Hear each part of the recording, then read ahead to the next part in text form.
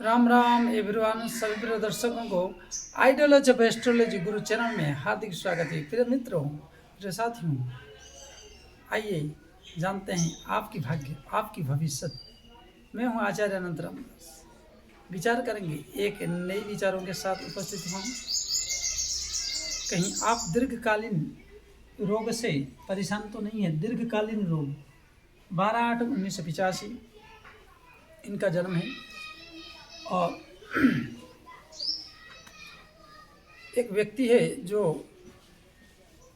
हरिद्वार में रहते हैं और बहुत अच्छे हैं, परंतु दीर्घकालीन रोग और किस योग से ऐसा बनता है, इसके ऊपर चर्चा करेंगे, जानेंगे।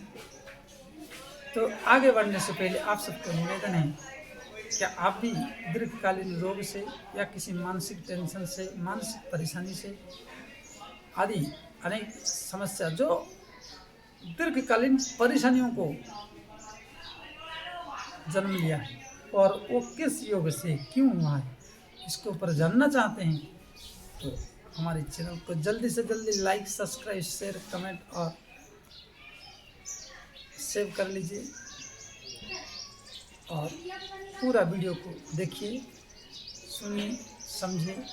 अगर कहीं आप भी परेशान हैं, आप भी दुखी हैं, अनेक समस्याओं से घिरे हुए हैं, तो आपको भी परिश्रम करना होगा, विश्वास करके करना होगा, या तो फिर खर्चा देकर उसका निराकरण करना होगा। जैसे आपके पास सामर्थ्य होगा उसी हिसाब से मार्गदर्शन किया जाएगा। और संपर्क के लिए हमारे टाइटलों में दिए हुए नंबरों पर आप व्हाट्सएप और कांटेक्ट कर सकते हैं। तो जल्दी से जल्दी लाइक, सब्सक्राइब करिए, ना भूलिए। आइए जानते हैं क्या है। 12/8/1985 है जन्म। वृषभ लग्न है, चंद्रमा लग्न में ही है, शुक्र दूसरे भाव में, सूर्य बुध मंगल है तीसरे भाव में, षष्ठ भाव में शनि और केतु, गुरु नवम भाव में, राहु द्वादश भाव में। इस प्रकार इन भाव की योगायोग बना, इसकी ग्रह योगायोग। ये व्यक्ति एक दीर्घकालीन रोग से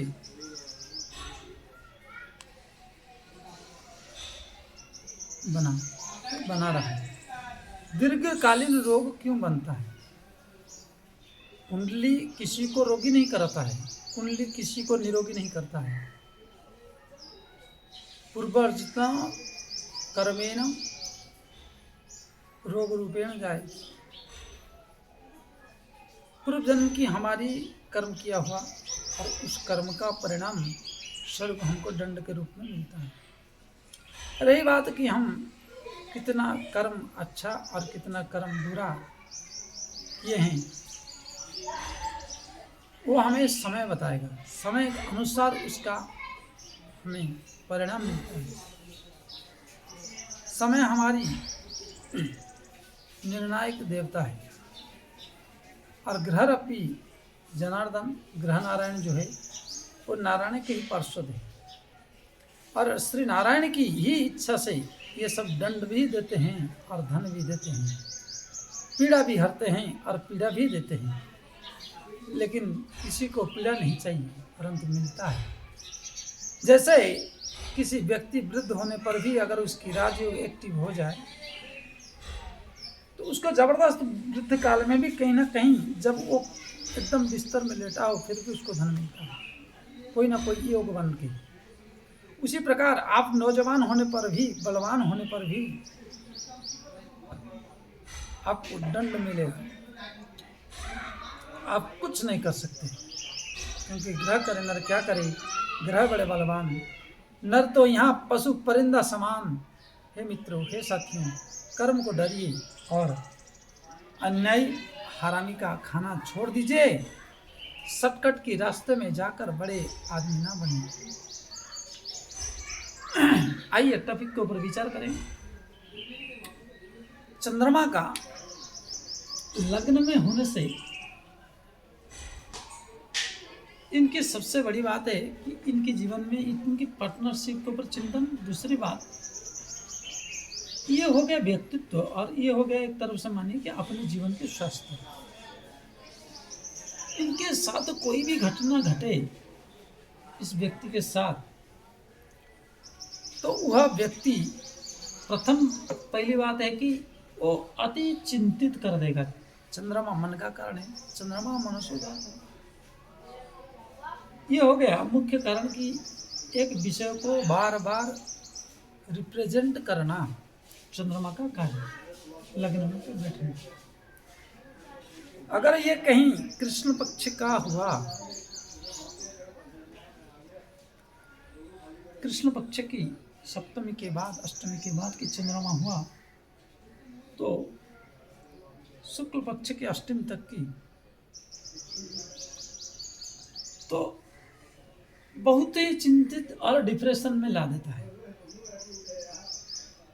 रोग भल ठीक हो गया होगा, फिर भी वो सोचेगा कि ठीक होगा कि नहीं, ठीक तो हो गया है, फिर कहीं ना हो जाए, धन रहेगा कि नहीं, अभी तो रुका है, कल कहीं खर्चा ना हो जाए, मेरे परिवार में अमुक व्यक्ति ऐसा है, वो ऐसा ना हो जाए।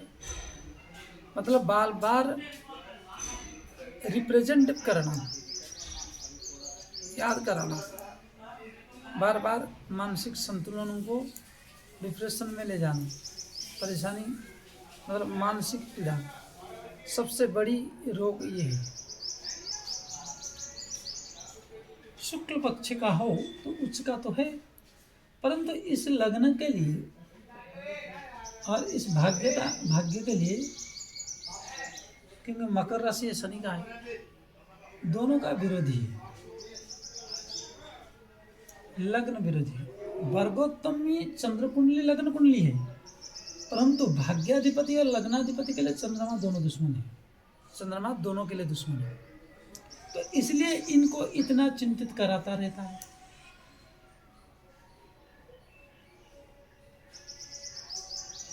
साथ में शनि और केतु यहाँ रहना षष्ठ भाव में पिशाची योग बनता है। इनको हमेशा भय लगा रहता है। शनि रोगों की खजाना है, यहाँ बैठ के हनन करेगा, लेकिन बहुत तड़पाएगा। जब कभी कभी तो ऐसा कुंडली को देखकर मतलब ये लगता है कि भगवान इस पर पूरा एकदम निर्दयी कठोर बन गए।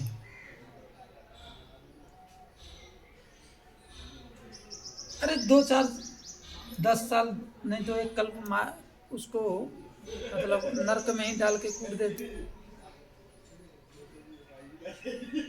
परंतु उसको मनुष्य जन्म देकर दंड दे रहे, इसलिए कि पूर्व जन्म में लग्न पर चंद्रमा रहना और बृहस्पति की पंचम दृष्टि पड़ना, ये पूर्व जन्म में एक अच्छा खानदान के और अच्छा धनाढ़ खानदान के था, जो बहुत अन्याय किया है, पूर्व जन्म को दर्शाता है। इसलिए भाग्याधिपति भाग्यनाश के लिए अष्टम से होकर और एकादश अधिपति होकर भाग्य में नीच हो गए। इसलिए एक एक रोटी के लिए, एक एक दाने के लिए मोहताज हो जाए। और शनि न्यायकारक देवता है, जो कहते हैं ना कि यार अभी कर लो, आगे देखा जाएगा, आगे की बात। जब देखना पड़ता है ना, तो फिर टाइम नहीं बचता है। जब ऊपर वाला धुनने में तुल जाता है ना, तो फिर आप कहीं का नहीं रह जाते। इसलिए कर्म करने से पहले, और साथ में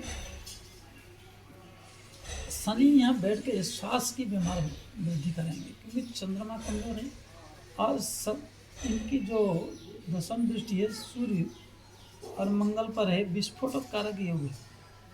मतलब किसी घड़ी भी मर सकते हैं, ऐसा रोग, मतलब सांस की तकलीफ। शनि से अगर गिने तो दशम दृष्टि है मंगल और बुध सूर्य पर, तो इसी कारण से इनको सांस की तकलीफ, सांसों की रोग, और सांस की रोग ऐसा रोग है जो गला दबाता है, जिसको दमा बोलते हैं। फेफड़े की तकलीफ, मतलब एक का गर्दन दबा दो तो 2-4 मिनट 10 मिनट तकलीफ उठाएगा, परेशानी उठाएगा और कष्ट उठाएगा, मर जाएगा।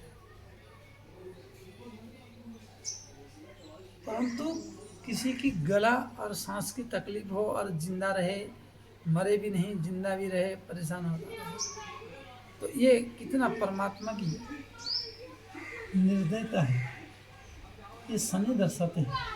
षष्ठ भाव में शनि बहुत तकलीफ और बहुत परेशान देने वाले, इसलिए शनि की एक ये विशेषता है। दूसरी बात, शारीरिक रूप से हमेशा धातु रोग, शुक्र का लग्नाधिपति का यहाँ बैठना, और वो भी शुक्र ग्रह का विशेषकर धातु रोग से ग्रसित और बालपन से ही परेशानियों का जड़ है। जो धातु रोग है, शरीर की हड्डियों के बीच में रहने वाला, वो ऐसे बह जाएगा जैसे नाली में या गंगा में पानी बह रहा है। एक दीर्घकालीन रोग है। सांस की, फेफड़े की जो रोग है वो एक दीर्घकालीन है। साथ में डिप्रेशन चंद्रमा के कारण और अपमानित योग, पराक्रमहीनता मंगल के कारण, इन सब चीजों को सामना करते हुए, और एक बात है कि मरने नहीं देगा, इस व्यक्ति को मरने नहीं देगा, क्योंकि बृहस्पति चंद्रमा को पंचम दृष्टि से देखने के कारण व्यक्तित्व के धनी होने के कारण इनको फांसी में चढ़ने वाला होगा, अंतिम समय में बचा लेंगे। रस्सी खींचने वाला होगा, काट देंगे रस्सी। काम होने वाला हो, लास्ट में रोक देंगे। यह है बृहस्पति का काम। अगर मौत को भी रोकेंगे तो सफलता को भी रोकेंगे। परंतु यह व्यक्ति भी अच्छा इन सब चीज से परेशान होकर, डाइवर्टेड होकर, अच्छा नाम जप और अच्छा नाम जप करके इनके जीवन में भी वर्तमान काफ़ी समस्याओं का हल और रोगों से निराकरण, इस प्रकार सुख समृद्धि की ओर धीरे धीरे शनि तो भाग्य से सब दशम भाव की और एकादश भाव की, सॉरी दशम भाव और नवम भाव के स्वामी होकर तुला राशि में ही बैठे, तो इसलिए उच्च का होने के कारण इनकी गाड़ी धीरे धीरे जीवन की उत्तरार्ध सुखमय होगा। और शनि ये कहता है कि अभाव काल में आप तपस्या करो। इसलिए अगर आप भी इस प्रकार परेशान हैं तो आप भी अपनी कुंडली के अध्ययन करिए और लाइक सब्सक्राइब शेयर करिए। हमसे जुड़ने के लिए, आगे की वीडियो प्राप्त करने के लिए, आगे हमारी ऐसे विचार भरा मार्गदर्शक वीडियो बने, और आप सब शीघ्र से शीघ्र शेयर करिए, कमेंट करिए, लाइक करिए। जय श्री राम।